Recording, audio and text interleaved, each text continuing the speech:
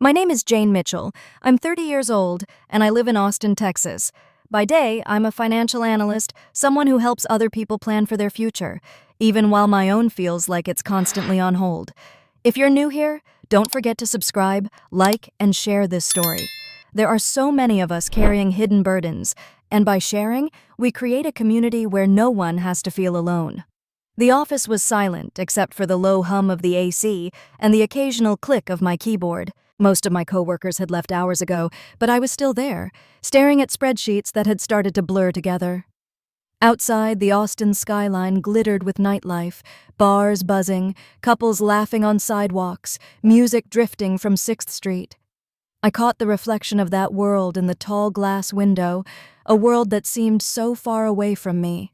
On my desk sat a photo I couldn't avoid looking at, a wedding picture of my college friend Sarah. She'd mailed it to me last year as an invitation, a reminder of the celebration I had to decline. My throat tightened as I traced the corners of the frame with my finger. I should have been planning my own wedding by now, but instead I was calculating mortgage payments that weren't even for me. I leaned back in my chair, rubbing my temples. 5 years. 5 long years of paying down my parents' mortgage in Round Rock, about 30 minutes north of Austin. 5 years of wiring money, buying groceries, fixing their leaky pipes, even putting off buying a place of my own because, well, someone had to keep things together. And that someone was me. I thought about the promotion I'd turned down in New York, a chance to lead a team, earn more, finally build the life I wanted. The company had offered relocation support, a dream package, but I said no. I told them my family needed me close by, and for a while I believed that was the right choice. Now, sitting in this empty office at nearly midnight, I wasn't so sure. My phone buzzed on the desk. I didn't even need to look to know it was another notification from Ethan, my younger brother. His Instagram story had been impossible to avoid lately.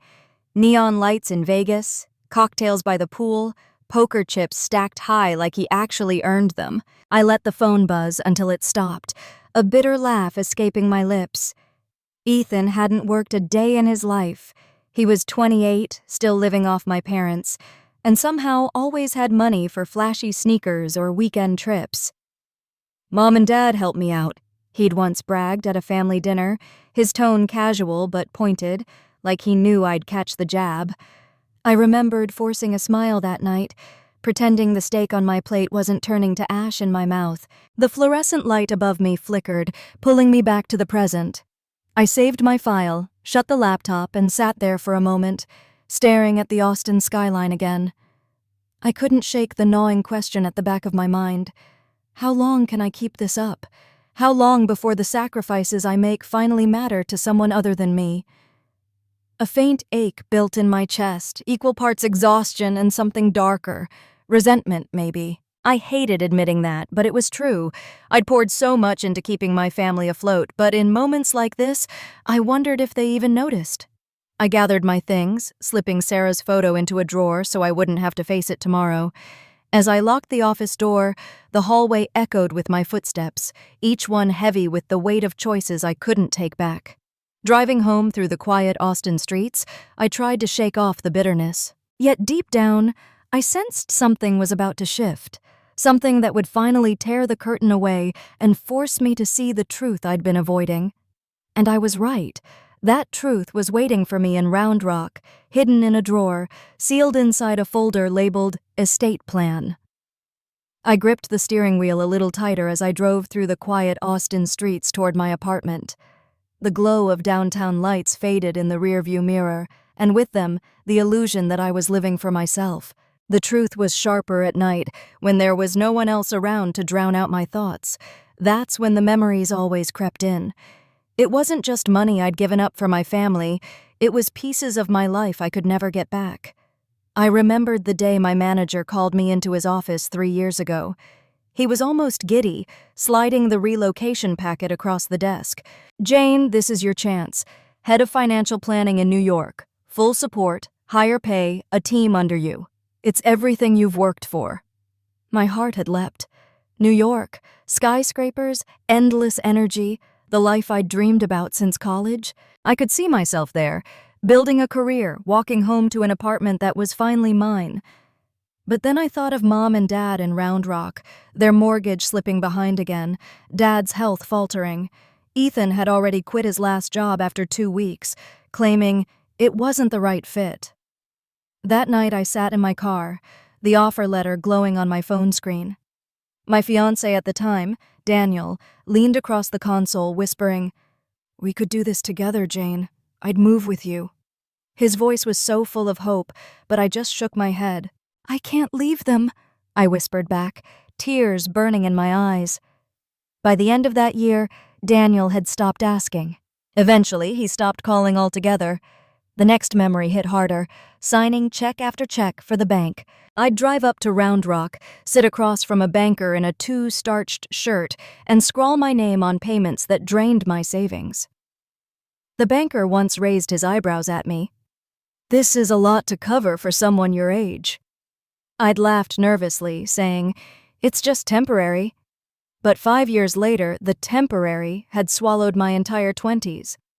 There was the house, too, every creak, every broken pipe, every peeling wall. I became the repairwoman by default. I remembered one summer weekend, kneeling on the kitchen floor with a wrench in hand while Ethan strolled in wearing new sneakers that probably cost more than my car insurance. "You know, Jane," he'd said casually, "once the house is mine, I'll probably remodel the whole kitchen." I'd frozen, water dripping onto my jeans. "Yours?" I'd asked, my voice cracking. He smirked like it was a joke, but the smugness in his eyes made my stomach twist. Mom, who was washing dishes, had chuckled and swatted his arm. "Don't tease your sister like that." But no one actually corrected him. Even small sacrifices piled up like bricks on my chest. Friends invited me to trips I couldn't afford, birthdays I skipped because I was too busy fixing something at my parents' place, clothes I didn't buy because groceries came first. Once, my coworker Emily joked, "Jane, you dress like you're saving for retirement." I laughed it off, but the truth was I wasn't saving for retirement. I was saving my family from falling apart. The heaviest memory, though, was the wedding that never happened. Daniel had put down a deposit for a venue in San Antonio. We'd picked colors, tasted cakes, but when the bills stacked higher, I asked him if we could delay. Just a year, maybe 2, until my parents are steady again. His silence said everything. The venue called 6 months later, non-refundable. I mailed the cancellation form myself. As the road curved toward my apartment, the ache in my chest deepened. I tried to remind myself I'd done the right thing, that family came first, that these sacrifices meant something. But lately, the doubt was louder than the reassurance. How many dreams had I buried under the weight of their needs? And worse, did they even notice? Or was I just invisible, the dependable daughter who would always be there while Ethan was allowed to drift free? I pulled into my apartment complex, cut the engine, and sat there in the dark for a long moment. My phone lit up again with another notification, Ethan's story. A casino floor, chips stacked like mountains, captioned, "Winning big tonight, life's good." I laughed bitterly, the sound hollow in the silence. That was the balance of our lives. I sacrificed, he indulged. And for years I convinced myself it was fine. But deep inside, a question had started clawing at me, one I couldn't push away much longer. What if all these sacrifices weren't noble at all? What if they were just wasted? The glow from my phone still burned in the dark car. Ethan's face filled the screen, grinning wide, neon lights flashing behind him, poker chips piled in front of him like trophies. The caption read, "Easy money. Some people have all the luck." I let the phone drop onto the passenger seat, staring at it as if it were something poisonous. My pulse quickened with a mix of anger and exhaustion. That was my little brother, 28, jobless, irresponsible, living like the world owed him everything. The worst part? He wasn't wrong. In his world, luck always seemed to fall into his lap, not because he earned it, but because Mom and Dad made sure of it. The next weekend, I drove out to Round Rock to drop off groceries. Walking through the front door, I heard laughter coming from the living room. Ethan was sprawled across the couch, controller in hand, playing video games on the flat screen I knew he hadn't bought. "Hey, Jane!" he called without looking up, his tone casual, almost mocking. "Mom said you were coming. Perfect timing. I was starving." I glanced at the half-eaten takeout containers on the coffee table, the latest pair of sneakers on his feet, the watch gleaming on his wrist. My stomach twisted. "Nice shoes," I said flatly, setting the bags down in the kitchen. He smirked. "Yeah, limited edition. Dropped last month, worth every penny." "Every penny you didn't earn," I muttered under my breath. He heard me anyway. "Lighten up, sis. Not everyone wants to be chained to a desk like you. Some of us actually enjoy life." I froze, gripping the edge of the counter. My throat tightened with words I didn't want to say, that my sacrifices had kept this roof over his head, that every dollar I bled into this house gave him the freedom to enjoy life. But before I could respond, Mom's voice floated in from the hallway. "Jane, don't start an argument. Ethan's right. Life is short. Let him be happy." The dismissal cut deeper than I expected. Let him be happy, as if my happiness wasn't worth protecting, as if mine could always wait. Later that evening, Ethan bragged again, this time to our uncle who had stopped by for a quick visit. "Once the house is mine," Ethan laughed, "I'll knock down that wall and make a game room, maybe even put in a bar."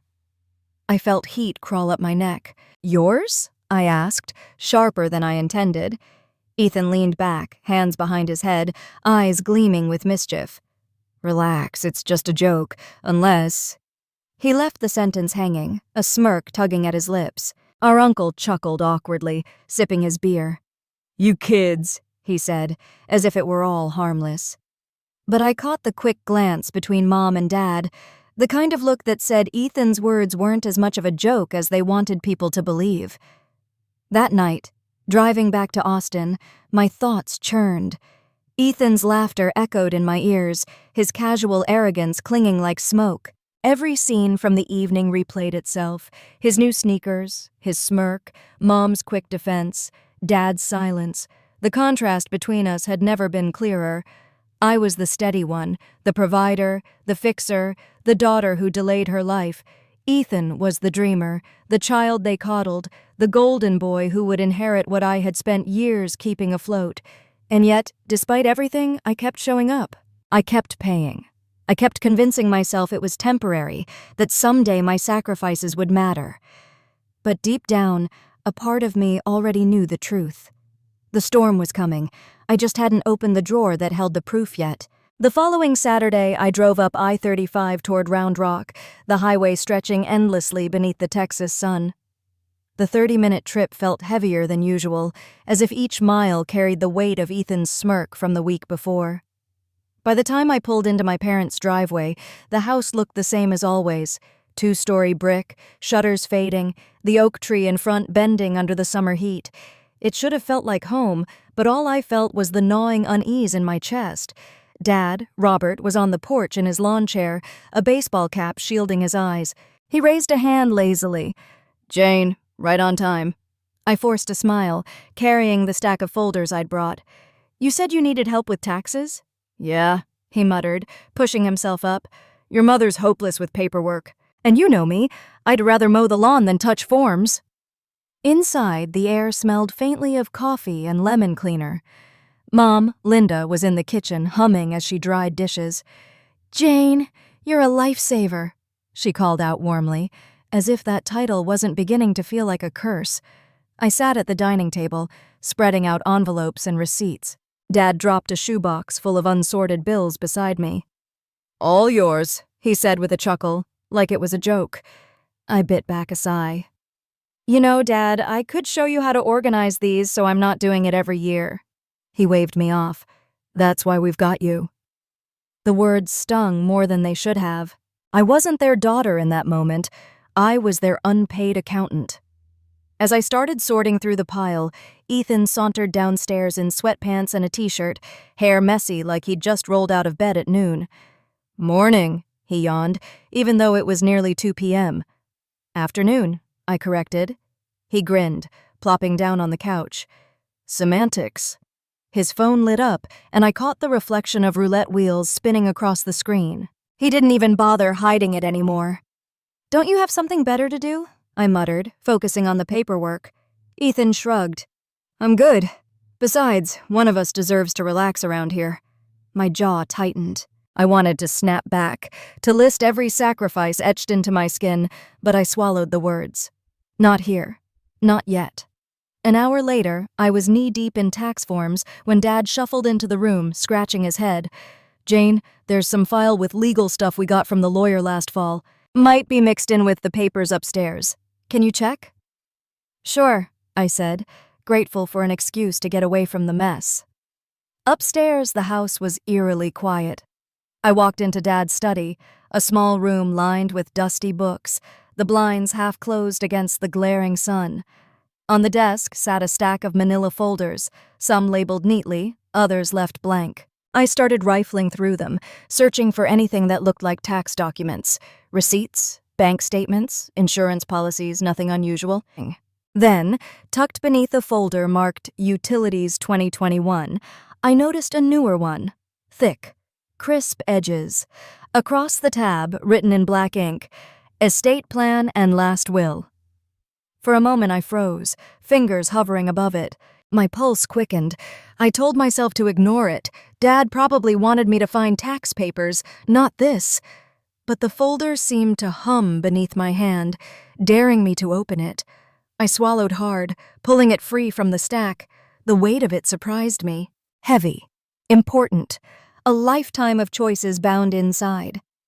I sat down at the desk, the silence pressing in on me. My reflection stared back from the darkened computer screen, eyes wide, uncertain. Part of me wanted to shove it back and pretend I hadn't seen it. But another part, the part that had been breaking under the burden of endless sacrifice, needed to know, needed the truth. I slid my finger under the flap, heart pounding. The world I thought I knew was about to split wide open.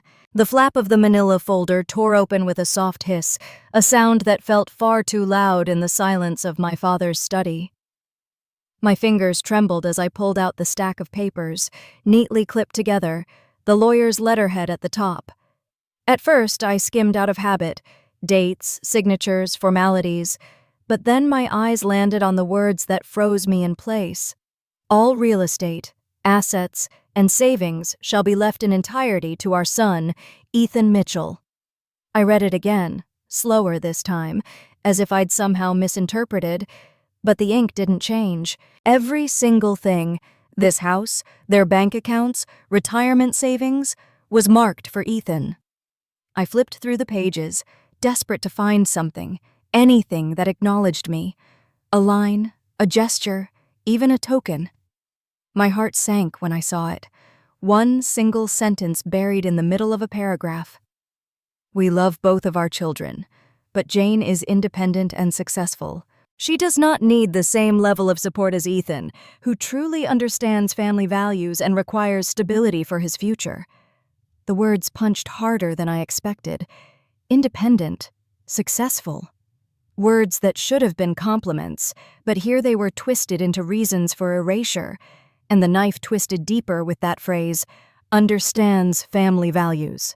I slammed the folder shut, my chest heaving. My ears rang like I'd just been standing too close to an explosion. Family values? Was it family values when I worked double shifts to cover the mortgage so Mom and Dad wouldn't lose this house? Was it family values when I fixed their plumbing at midnight, or skipped vacations, or let my engagement slip away because I was too busy saving them? A bitter laugh escaped my throat, loud in the stillness. Independent. Successful. No, I wasn't being rewarded for those things. I was being punished for them. I pressed my hand against my mouth, trying to quiet the sob building in my chest. If I let it out, I wasn't sure I'd be able to stop. The doorknob rattled suddenly. My father's voice floated in. "Jane, you find it yet?" I scrambled, shoving the folder back onto the desk, but it was too late. He stepped inside, cap still low over his brow, eyes narrowing as they landed on the folder in front of me. For a split second, his face betrayed panic. Then he smoothed it over with that familiar mask of annoyance. That's not what you're supposed to be looking at. I stood, the chair screeching across the floor. So it's true. My voice was steadier than I felt. Everything goes to Ethan. Dad exhaled through his nose, like I was being dramatic over nothing. It's complicated. Complicated? My laugh was sharp. It's printed in black and white, Dad. There's nothing complicated about it. He shifted his weight, jaw tight. You don't understand.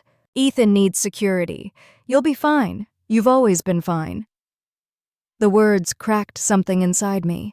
I thought of the late nights hunched over bills, the checks with my signature that kept this roof over their heads, the dreams I'd buried. Fine, I whispered. I've given up more than you'll ever know. And you still think he deserves everything? Dad avoided my eyes, staring at a stack of unpaid bills like they might save him. Footsteps sounded in the hall. Mom's voice called softly, "Robert, what's going on?" She appeared in the doorway, dish towel still in hand. Her eyes flicked from me to the folder, then back. The color drained from her face. "Jane," she began carefully, "you weren't supposed to see that." I barked a laugh that had no humor. "No kidding." She set the towel on the desk, moving closer. "Honey, listen. You don't need the inheritance. You've got a good job, a steady life. Ethan, he struggles. We just want to make sure he's taken care of." There it was, the script I hadn't realized I'd been waiting for, word for word, and it hurt even worse spoken aloud. My hands curled into fists. So all my sacrifices, every dime I poured into this house, every dream I gave up, they mean nothing? You're rewarding him for doing nothing, and I get erased because I'm too independent? "Jane, please," Mom said softly, as if soothing a child. "We love you both." "Don't," I snapped, my voice cracking. "Don't you dare say that right now." The silence after hung heavy, suffocating. For a long moment, none of us moved. My father finally muttered, "You'll understand someday." Something inside me snapped. "No," I said firmly, my voice shaking but certain. "I understand perfectly. I was never your daughter. I was just your safety net." I pushed past them, heart hammering, leaving the folder wide open on the desk. My mother called after me, but I didn't turn back. Downstairs, Ethan was still on the couch, controller in hand, smirking at something on the TV. He glanced up briefly. "What's with the drama?" I didn't answer. I walked straight out the door, the Texas heat slamming into me like a wall, my chest burning. As I slid into my car, my hands still shook against the steering wheel. Behind me, that house stood quiet, holding decades of memories, and the truth that had just rewritten all of them. I wasn't family. I was a utility. And for the first time, I wasn't sure I wanted to be either. I barely made it out the front door before I heard his footsteps pounding behind me. "Jane, don't you walk away from me." Dad's voice cracked across the yard like a whip. I froze halfway down the driveway, chest heaving. The Texas heat wrapped around me like a suffocating blanket. Slowly, I turned back. He was standing on the porch, fists clenched at his sides, eyes blazing with the kind of authority he'd always wielded over me when I was a kid. But I wasn't a kid anymore. "Why?" My voice trembled but didn't break. "Why would you do that? After everything I've done for you, for this house, for him?" Dad stepped down one stair, then another, his jaw tight. "Because you don't need it. You've always had your life together. You'll land on your feet no matter what." "Ethan, he's different." I laughed bitterly. "Different? You mean irresponsible? Lazy? A grown man who gambles with money he doesn't have and brags about what's going to be his someday? That's who you think deserves everything?" He flinched, but instead of backing down, his eyes hardened. "Watch your tone, Jane. That's your brother you're talking about." I felt my throat tighten, the words clawing their way out. "My brother has been living off me, off you, off Mom, while I've been killing myself to hold this family together, and your way of thanking me is to write me out of your lives completely." His lips pressed into a thin line. "You think money is the measure of love? You think just because you paid a few bills?" A few bills? My voice cracked into a shout. I gave up New York. I gave up my marriage. I gave up the chance to have my own life so you wouldn't drown, and you stand there and act like it was pocket change. The words hung in the air between us. His face paled, but he didn't move. Jane, he said finally, his tone lower, almost pleading. It's not about love. It's about what's practical. Ethan wouldn't survive without us. You don't matter, I cut in, finishing the sentence for him. My chest rose and fell with ragged breaths. That's what you're really saying. That I don't matter unless I'm fixing something, paying something, carrying something. His silence confirmed it more than words ever could. I shook my head, feeling my control slip. You raised me to believe family meant sacrifice, but what you really meant was my sacrifice. Mine alone. And now you've proven it, on paper, in black and white, that I'm nothing more than a safety net you don't plan to need forever. Dad stepped closer, anger flaring again. Don't twist this. You're acting ungrateful. We gave you everything. Food, clothes, and education. Everything? I cut him off, laughing through the tears that stung my eyes. You gave me the bare minimum a parent is supposed to give, and I repaid you 100 times over. And you still think I'm ungrateful? He opened his mouth, then shut it. For the first time, I saw something flicker behind his eyes, not guilt exactly, but doubt. I pressed forward, the dam broken now. You keep saying Ethan needs more, but what he really needs is to grow up. And you're too afraid to make him. So instead you cut me out.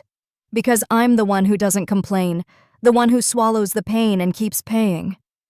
The porch light buzzed above us, the only sound in the heavy silence. Finally, Dad muttered, You'll regret this attitude someday. No, I whispered, shaking my head. The only thing I regret is believing for so long that I ever mattered equally in this family. His face twisted, a mixture of shame and stubborn pride, but I didn't give him the chance to answer. I turned, walked back to my car, and gripped the steering wheel until my knuckles turned white. Behind me, I heard him call my name one last time, softer this time, almost broken. But I didn't look back, because for the first time in my life, I wasn't just leaving the driveway, I was leaving the role they had written for me, and maybe leaving them too. I had one foot already inside my car when I heard another voice cut through the humid Texas air. Jane, wait. I closed my eyes. Of course. Mom. Linda stood in the doorway, her dish towel gone, her hands now planted firmly on her hips. The fading porch light threw long shadows across her face, softening none of the sharpness in her eyes. She didn't look panicked or ashamed like I'd half hoped. No. She looked composed, almost smug, as if she'd been waiting for this conversation. Don't leave like this, she said calmly, stepping down the porch steps. We need to talk. I gripped the top of the car door, torn between slamming it shut and staying. The rage boiling inside me needed somewhere to go, and Mom had just volunteered. Talk? My laugh was hollow. What is there left to talk about? The will already said everything. She tilted her head, voice syrupy sweet. You weren't supposed to see that yet. We wanted to explain it to you in our own way. Explain? I snapped. How do you explain cutting your daughter out of everything she's ever worked for while rewarding your son for doing nothing? Mom's lips pressed into a thin smile. You're being dramatic, Jane. We didn't cut you out. We acknowledged that you're independent, strong, successful. You don't need what Ethan does. He's fragile. The word fragile made my stomach turn. Fragile, I shot back. He's 28 years old and still acts like a spoiled teenager. He doesn't need fragile. He needs a job, Mom. She sighed, stepping closer, her tone shifting into that condescending lilt she'd used on me my entire life. Sweetheart, you've always been too practical, too rigid. Ethan may not be as driven as you, but he understands love. He understands family. I felt my throat burn, fury choking me. No, he understands manipulation. He knows how to play you and Dad like fiddles, and you eat it up. That's not family. That's freeloading. Her eyes narrowed, the softness gone. Careful, Jane. That's your brother you're talking about." The words mirrored Dad's from minutes before, and something in me snapped. "You both keep defending him like he's a child. But what about me? When do I get defended? When do I get to matter?" Mom shook her head slowly, almost pityingly. "Jane, you've always been so ungrateful. Do you really think money is the only thing that matters? We gave you love, stability, a roof over your head, and now you throw it in our faces because we want to make sure your brother isn't left behind? Ungrateful?" My voice cracked under the weight of it. I took a step closer, pointing at the house behind her. "I've paid for that roof for 5 years. I've held this family together while Ethan gambled and bragged about his next pair of sneakers. And you call me ungrateful?" She didn't flinch. In fact, she leaned in, her voice dropping lower. "Yes, because no matter what we've done for you, it's never enough. You always want recognition, some medal for being responsible. That's not love, Jane. That's selfishness." The word landed like a slap. Selfish. I laughed bitterly, tears stinging my eyes. "You think I wanted medals? I wanted a life, Mom." I wanted choices. And every time I thought about taking one for myself, I remembered you and Dad, your bills, your calls, your emergencies. And I stayed. I stayed because I thought I mattered. But all I ever was to you was a convenient safety net. For the first time, her composure faltered. Her jaw tightened, her eyes flicked away, but only for a moment. Then she straightened, her chin lifting defiantly. "You'll regret saying that someday. When we're gone, when Ethan is all you have left, you'll wish you hadn't burned this bridge." I swallowed hard, chest aching. "No. What I regret is believing you'd ever see me as anything other than useful. You made your choice, Mom, and now I'm making mine." The silence that followed was suffocating. The cicadas screamed in the oak tree, the only witness to the unraveling of a family. I opened my car door, sliding inside, but before closing it, I met her eyes one last time. "Don't call this love. Love doesn't erase. Love doesn't humiliate. Love doesn't pick favorites and throw the other child away." Her mouth opened, but no words came. She just stood there, framed in the porch light, watching as I started the engine. As I drove off into the night, the image burned into me. My mother, unflinching in her certainty, unwilling to see the truth even when it was screaming in her face. And deep down, I knew this was only the beginning. They weren't going to let me walk away quietly. The night after the fight, I lay in bed staring at the ceiling, my phone turned face down on the nightstand. I thought silence might give me peace, but instead it gnawed at me, every creak of the apartment reminding me that I was alone. For the first time in years, I hadn't checked in on them. I hadn't texted to say I'd gotten home safe. I hadn't apologized just to smooth things over. And then, right as sleep began to tug at me, my phone buzzed. One new message from Dad. "Robert, property taxes are due this week, $3,500. Please transfer by Friday." No greeting, no "how are you," just a demand dressed up as a reminder. I stared at the screen, stunned at the audacity. After everything that had been said, after the will, after being erased, he still thought I'd quietly foot the bill. My pulse quickened, anger flooding in where exhaustion had been. I typed back slowly, each word deliberate. "Me. Not my responsibility anymore. Ask Ethan." I set the phone down, expecting that would be the end of it. But less than 5 minutes later, it buzzed again. "Mom. Jane, don't be like this. You know Ethan doesn't have that kind of money. Please, we're counting on you." Counting on me. Always counting on me. The words made my chest tighten. I wanted to scream into the pillow. I typed back, fingers shaking. "Me. You made it clear I don't count. Not in the will. Not in this family. Handle it yourselves." The 3 dots of her typing appeared instantly, blinking like a heartbeat. "Mom. We're your parents. Family takes care of each other. We sacrificed so much to raise you, and now you turn your back on us?" I laughed bitterly, the sound echoing off the walls. Sacrificed? They had no idea what the word even meant. "Me. I've already taken care of you. For years. Mortgage payments, repairs, groceries, while Ethan did nothing. If you lose the house, that's because of the choices you made. This time the typing bubbles disappeared. For a moment I thought maybe, just maybe, they understood. But then Dad's reply came in, curt and cutting. Robert, stop being selfish. We're not asking for much, just until we figure things out. Selfish. The word lit a fuse inside me. I sat up in bed, my hands trembling with fury. How dare he? After everything, how dare he call me selfish? I slammed out a reply, my thumbs hitting the screen too hard. Me. Selfish? I gave up my career, my wedding, my own home to keep you afloat. If that's selfish, then maybe I should have been selfish years ago. I hit send before I could soften it, before I could do what I usually did, back down. The silence that followed was deafening. I lay back against the pillows, heart pounding, wondering if I'd gone too far. But the truth was, it felt good, raw, honest, like finally letting air into a room that had been suffocating me for years. I turned my phone over and switched it to silent. If they wanted to keep pushing, they'd get nothing but the sound of their own echoes tonight. The next morning, sunlight cut through my blinds, harsh and unforgiving. I reached for my phone almost against my will. 6 missed calls. 4 new texts. Mom, Jane, please, we can't lose the house. Mom, you're our daughter, don't abandon us. Robert, you'll regret this.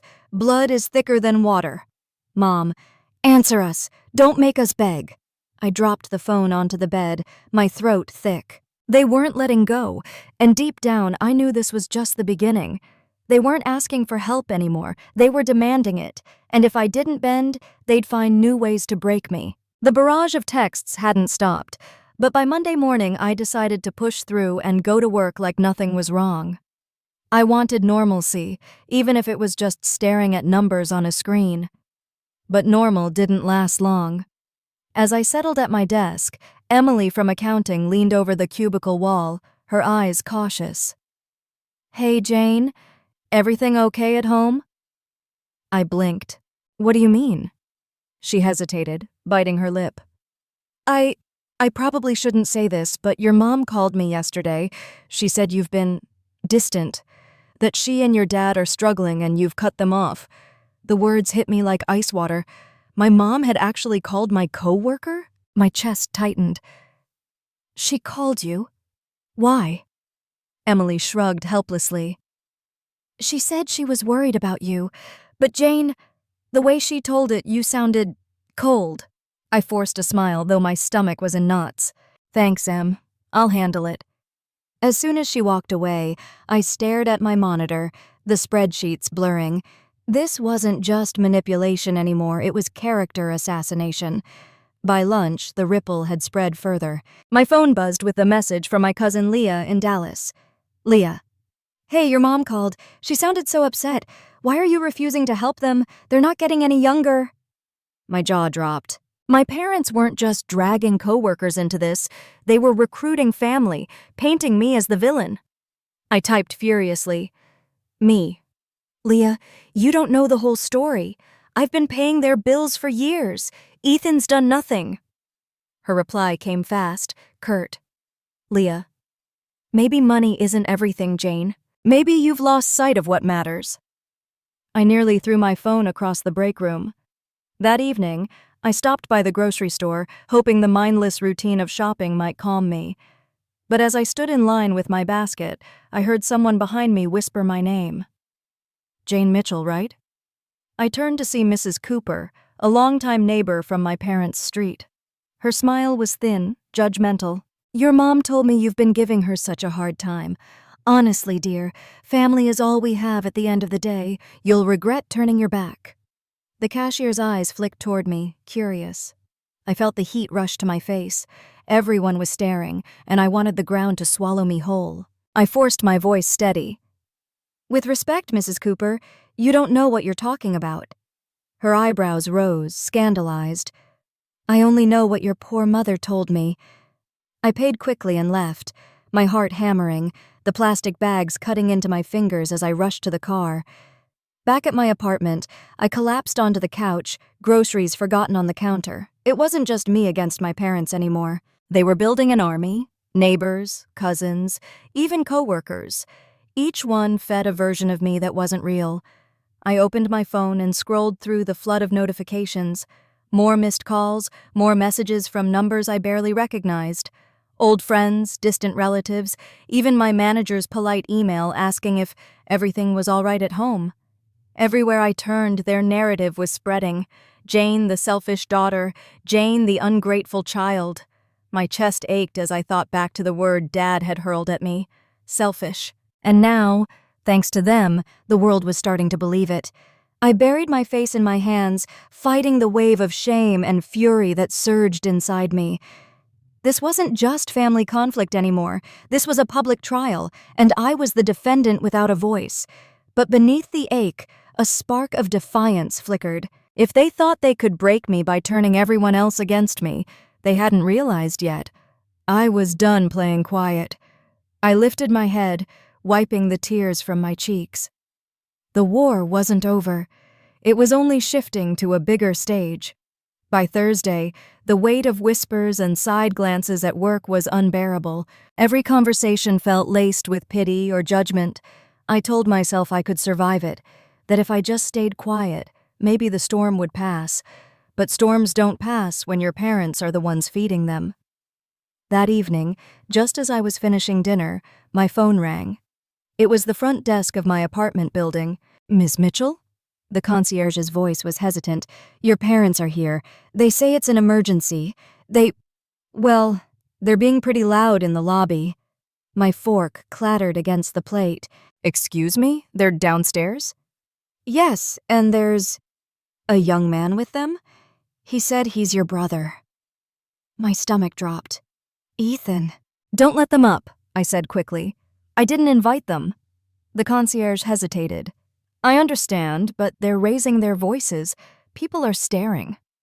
I hung up before she could finish, adrenaline flooding my veins.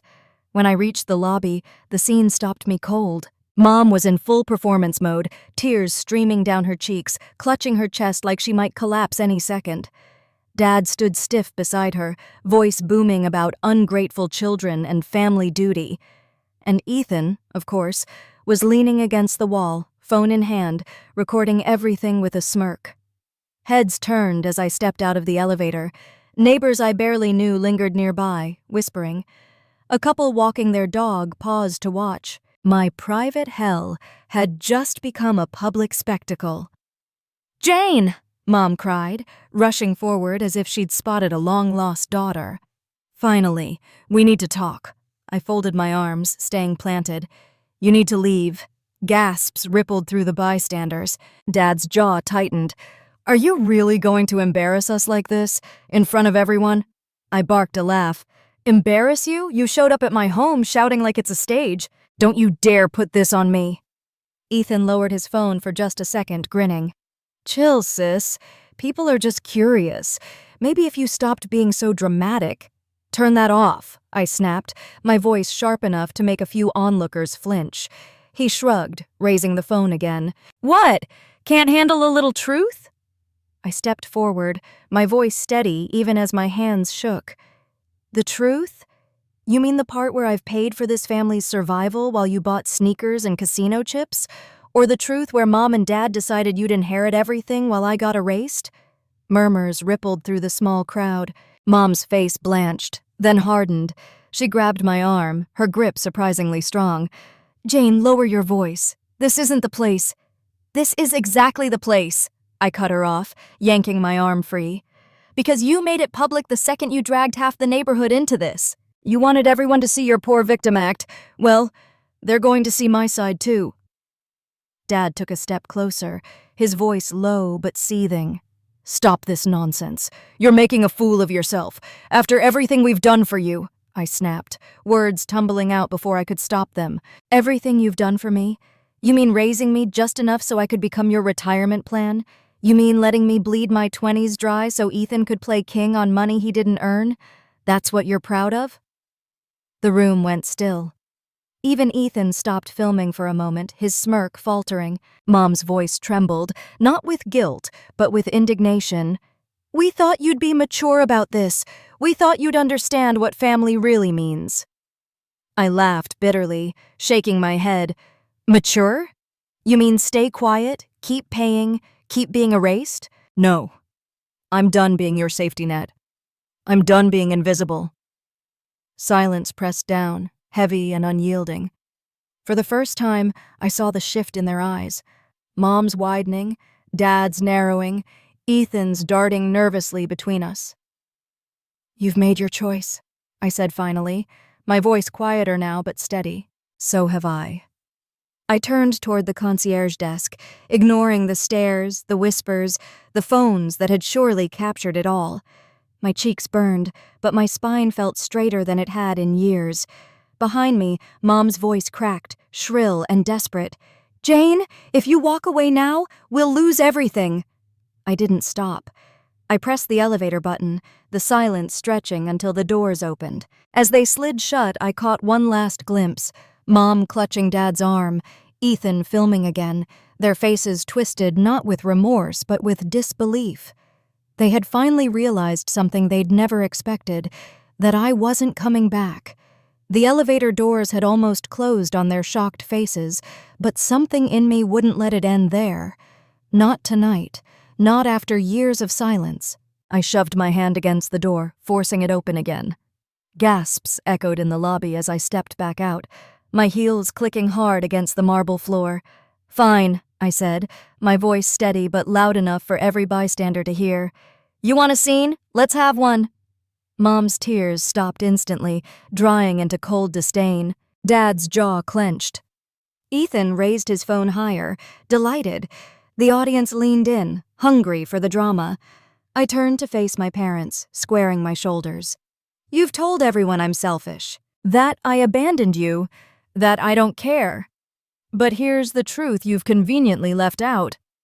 Dad scoffed, stepping forward. Jane, this isn't the place. This is exactly the place, I cut in, my voice sharp. Because you dragged it here. You called my coworkers. You called relatives I barely speak to. You even told our neighbors. You made this public, so now it's my turn. The concierge hovered nervously behind the desk, unsure whether to intervene. No one moved to leave. The air felt electric. I pointed directly at Dad. 5 years. That's how long I've been paying your mortgage. Over $100,000 of my salary, money I could have used to buy a house of my own, build a future. But I gave it to you. Quietly. Without asking for thanks. Murmurs rippled through the crowd. I turned to Mom. Groceries. Utilities. Medical bills. Do you remember last summer when Dad's car broke down and you didn't have the cash? Who paid the mechanic? Me. Not Ethan. Me. Every emergency, every shortfall, I was the one who fixed it. Mom's lips tightened, her eyes darting nervously to the people watching. And what did I get in return? My voice cracked, but I steadied it. A will that leaves me nothing. A statement that Ethan understands family values while I apparently don't. Someone in the back whispered, "Wow," under their breath. Ethan shifted uncomfortably. Dad's voice boomed, trying to regain control. This isn't about money, Jane. This is about love. Ethan needs us. You've always been strong. You'll be fine. I laughed bitterly, shaking my head. No, Dad. This is about money because that's all you've ever seen me as, a wallet. You call me selfish when I finally say no. But the truth is, I've been nothing but generous. I gave up my chance to live in New York, to take the job of my dreams. I gave up my engagement because Daniel got tired of waiting for me to stop bailing you out. I gave up my own life. My voice broke, but I forced the words out. For a family that never once chose me back. The silence was suffocating. Even the dog in the corner stopped barking. Ethan finally spoke, lowering his phone slightly. God, Jane, you're so dramatic. Nobody asked you to do all that. You could have just said no. The fury that had simmered for years snapped. I turned on him, my voice sharp as glass. Nobody asked? Ethan, you sat there in brand new sneakers while I wrote checks to save this house. You laughed about turning the kitchen into your future game room. You let me drown while you partied in Vegas and posted it online. And you knew Mom and Dad were giving you everything while I got erased. His smirk faltered. It's not like that. It's exactly like that, I shouted. You're 28 years old and still sucking the life out of everyone around you. And instead of pushing you to grow up, they reward you. They call you the one who understands family. But tell me, Ethan, what exactly have you sacrificed? He opened his mouth, but nothing came out. His cheeks reddened as the crowd's eyes pinned him in place. Mom broke the silence, her voice shrill with desperation. Stop humiliating your brother. This isn't who you are, Jane. No, Mom, I said, my chest rising and falling. This is who I am. For years I bit my tongue, played the role of the good daughter, carried the weight you dumped on me. But not anymore. If you want to call me selfish, fine. I'll wear it proudly, because at least now, for once, I'm choosing myself. Dad stepped closer, towering like he had when I was a child, but I didn't flinch. We raised you, he growled. We gave you everything, and this is how you repay us? I met his eyes, unblinking. You raised me just enough to use me. You gave me just enough to keep me around, and now you've shown your hand. You were never going to see me as equal. I wasn't the daughter, I was the safety net, and you've already decided you don't need me anymore. Gasps rippled again. I turned to the crowd, my voice raw. So here it is. If you've heard their version, now you've heard mine. They chose their golden boy, and I'm done paying the price for it. The lobby was silent, thick with tension. My parents stood frozen, Ethan fuming quietly, his phone finally lowered. I stepped backward toward the elevator, my voice steady. This is the last time you ambush me. You want a fight? You'll get one. But on my terms, not yours. The elevator dinged. I stepped inside. As the door slid shut, I caught one last glimpse of Mom's stricken face, Dad's fury, Ethan's shaken smirk. And for the first time in years, I felt the power shift. They wanted to break me in public. Instead, I'd shattered their illusion. The morning after the showdown in the lobby, I woke up to a phone buzzing endlessly on my nightstand. At first, I thought it was more missed calls, the same cycle of guilt trips and demands. But when I finally grabbed it and opened Facebook, my stomach dropped. My parents had gone public. The first post was from Mom. Her profile picture, a smiling shot of her holding a pie at last Thanksgiving, sat above a paragraph drenched in self-pity. I never thought I'd live to see the day when my own daughter would turn her back on us. After all the love and sacrifice we poured into raising her, she's chosen money and pride over family. Real family doesn't abandon each other in hard times. It breaks my heart to share this, but sometimes the truth needs to be known. The comments were already piling up. Friends of hers, church acquaintances, old neighbors, they all chimed in with sympathy. So sorry you're going through this, Linda. Kids these days forget who raised them. Shameful. I'd never treat my parents like that. Praying for your family. Every line burned hotter than the one before. Then came Dad's post, even harsher. We worked hard our entire lives to give our children everything. Food, clothes, and education. And now, in our golden years, one of them has decided we're no longer worth the effort. We won't name names, but some people think success means turning your back on the ones who made it possible. I hope she's happy living without a family. He had tagged me. Directly. My notifications exploded with people reacting, liking, even sharing. I felt my throat close. It wasn't just manipulation anymore. It was character assassination, written in bold letters for the whole world to read. And then, as if to twist the knife, Ethan jumped in. His post was slicker, dressed up as thoughtful reflection. I don't usually talk about personal stuff online, but it's heartbreaking when family doesn't understand that love is more important than money. I'd give anything for my parents. They've always been there for me. Some people just don't get that. I guess independence makes you forget what family really means. He hadn't tagged me, but he didn't have to. The subtext was clear as glass. By noon, the ripple effect was everywhere. Messages poured into my inbox, some from distant cousins.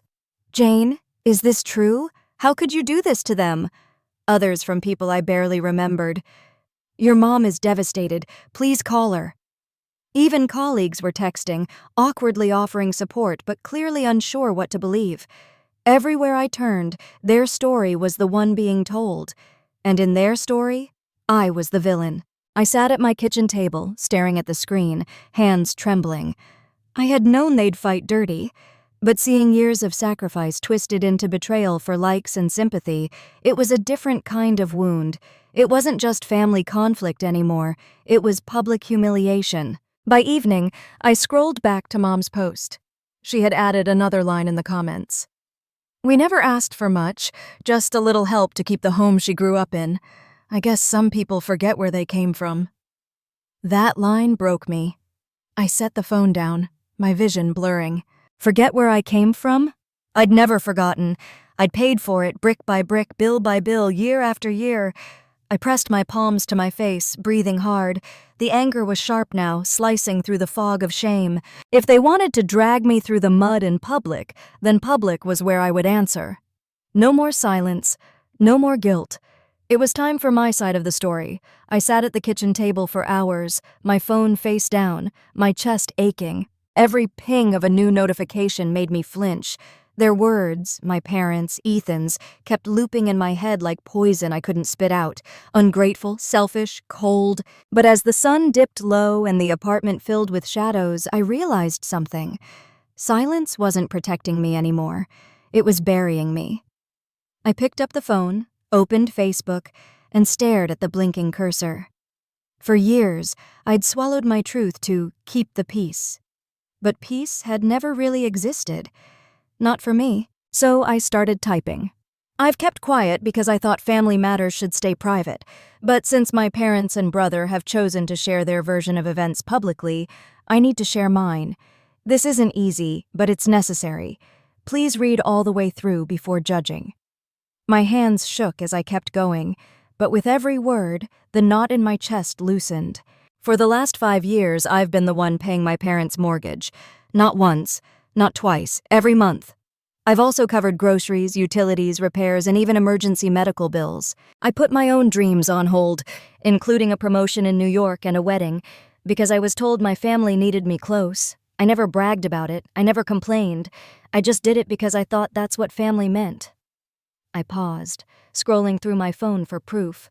Screenshots of wire transfers. Bank statements with my name attached. Even text threads where Dad had sent me account numbers and amounts. I attached them, redacting personal details but leaving enough visible that no one could doubt the truth. Then I continued. Meanwhile, my brother Ethan, who is almost 30, has not contributed a single dollar. Instead, he's spent money on gambling trips, designer sneakers, and nights out, all while living under the roof I've been paying for. I have screenshots of him bragging about it in texts and posts. See attached. I added the screenshots. Ethan boasting about Vegas winnings that were really losses, messages where he'd told friends, "Jane will cover it, she always does." My pulse hammered, but I wasn't done. And here's the part that broke me. A few weeks ago, I discovered my parents' will. Everything, house, savings, assets, is left to Ethan. Not a cent, not even a token mention for me. The explanation? That I'm independent and successful, and that Ethan understands family values. After years of sacrifice, I was written out completely. I attached the blurry but readable photo I'd taken of the will that night, the lines circled in red. My throat burned as I typed the final section. I don't share this to shame anyone. I share it because I refuse to be painted as ungrateful when the truth is the opposite. I've given more than I ever should have, and now that I've chosen to stop, my parents have turned their grief into a public campaign against me. If helping them for years counts as selfishness, then maybe selfishness is finally what I need. Family should be about love and respect, not manipulation, not favoritism, not using one child as a safety net while rewarding another for doing nothing.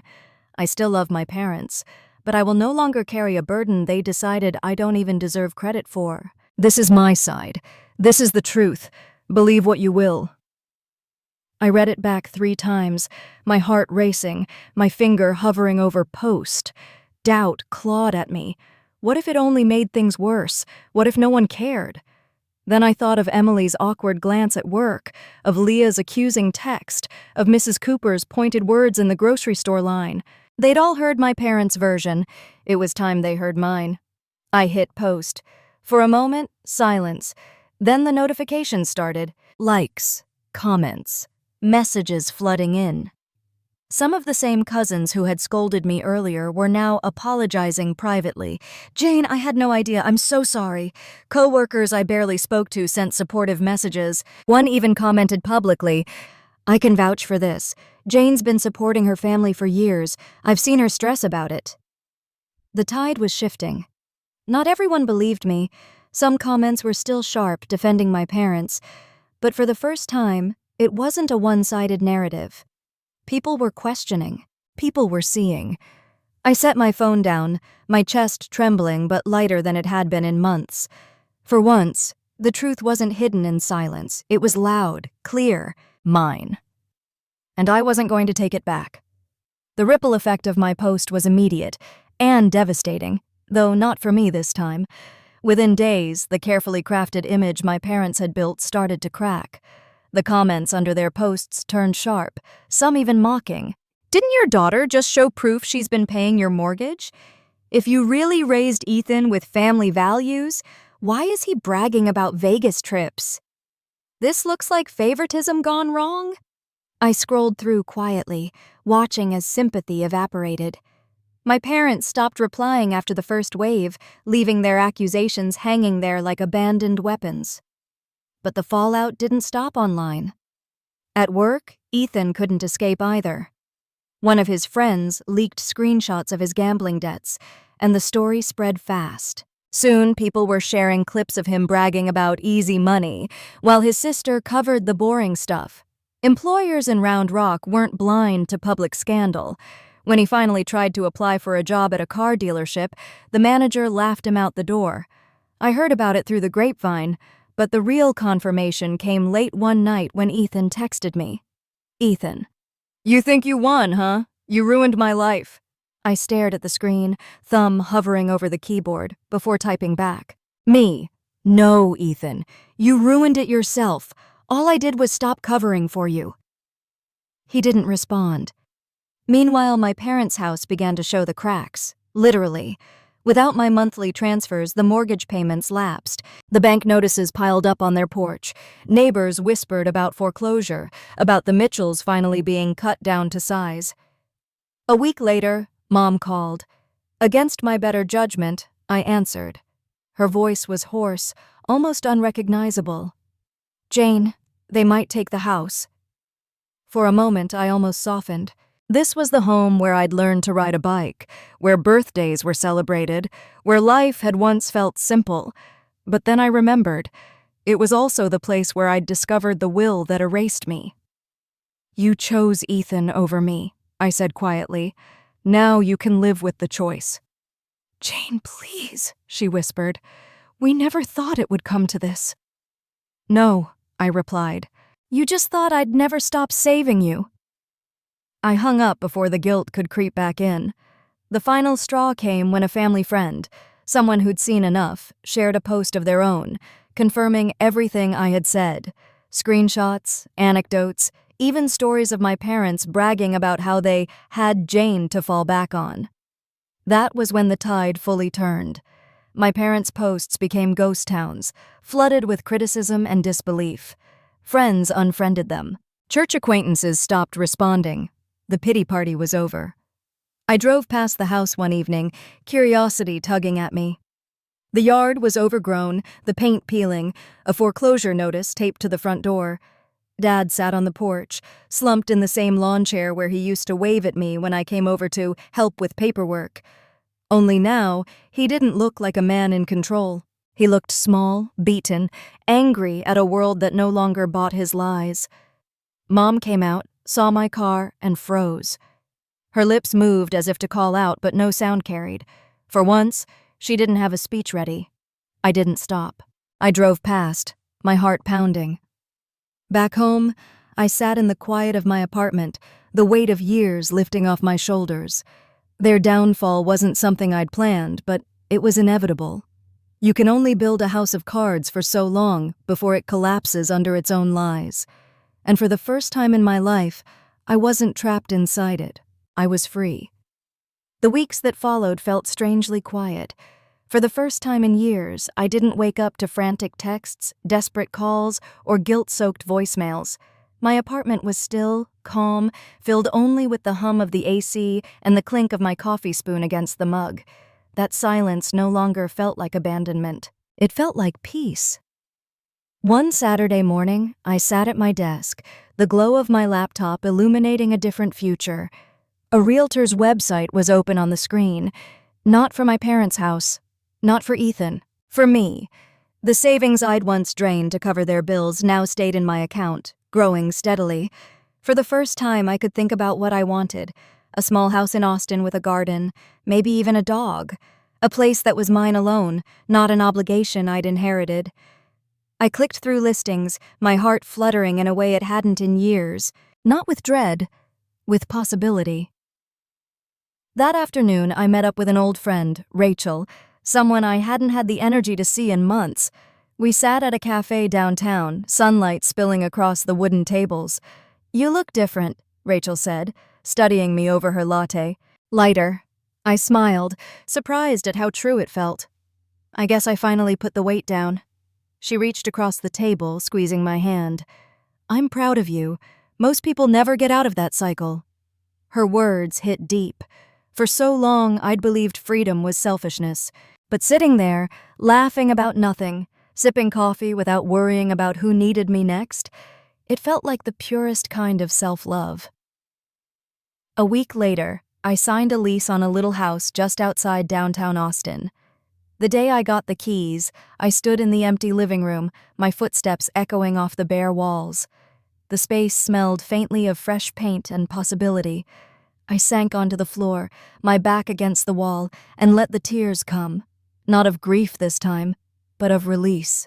"This is mine," I whispered, running my fingers along the cool hardwood. Finally, mine.